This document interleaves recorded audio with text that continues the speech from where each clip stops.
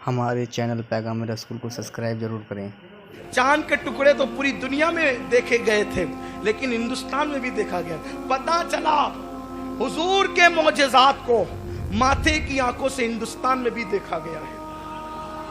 तो बाबा रतन हिंदी बहुत बड़े ताजिर थे और वो अपने अब्बा और अपने चचा के साथ तिजारत के लिए मुल्क अरब जाते थे।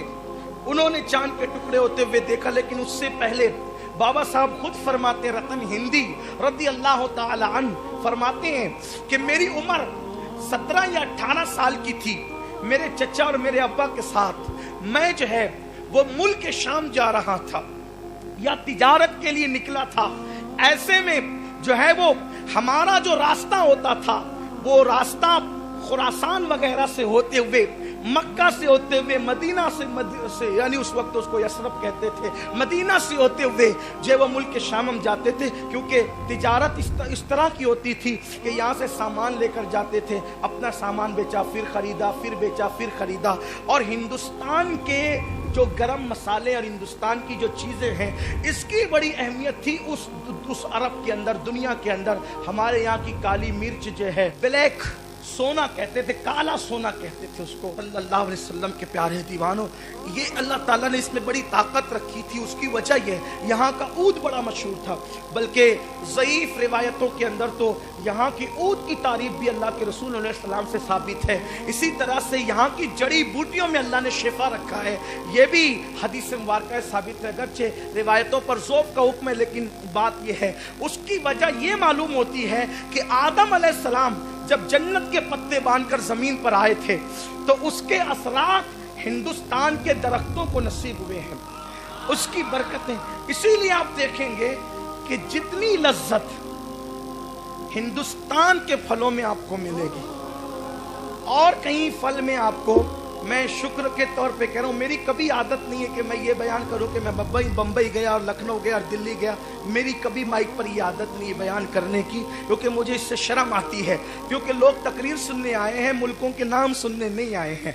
तो बहरहाल तहदीद से नेमत के लिए कहता हूँ कि मैंने कई मुल्कों में जो है वो हाजिरी दी है, कई आपकी दुआओं से हुजूर की नालैन के सदके में कई मुल्कों में गया हूँ और मैंने कई मुल्कों के वहाँ के मकामी फल खाए, लेकिन हिंदुस्तान के आम में जो लज्जत है मैंने वहाँ नहीं देखी। हिंदुस्तान के तरबूज में जो लज्जत है वहाँ नहीं देखी, हिंदुस्तान की चाय में जो लज्जत है वहाँ नहीं देखी। भाई अगर वो मुल्कों तक आवाज़ पहुँचे तो अल्लाह करे वो बुरा ना माने। ये मेरे मुल्क की खुसूसियत है कि अल्लाह ने इस मुल्क के अंदर बड़ी लज्जत रखी है। और ये भी मैं बात कह दूँ, यहाँ की चीज़ों में भी लज्जत है और यहाँ के इंसानों में भी लज्जत है।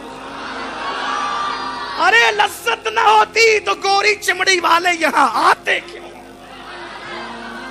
गोरी चमड़ी वाले यहाँ क्यों आते? और एक बात आपको बताऊं, हिंदुस्तान के इंसानों की सूरत भी अल्लाह ने ऐसी बनाई है कि एयरपोर्ट पे खड़े होकर चीनियों के सामने और फिर यूरोपियों के सामने, बरतानवियों के सामने, अमरीकियों के सामने अगर खड़ा हो जाए तो ऐसा ही लगे कि जैसे कीचड़ में गुलाब खिल गया। हाँ, ये अल्लाह ताला, यानी हमारे यहाँ की शक्लें भी कुदरत ने खूबसूरत बनाई।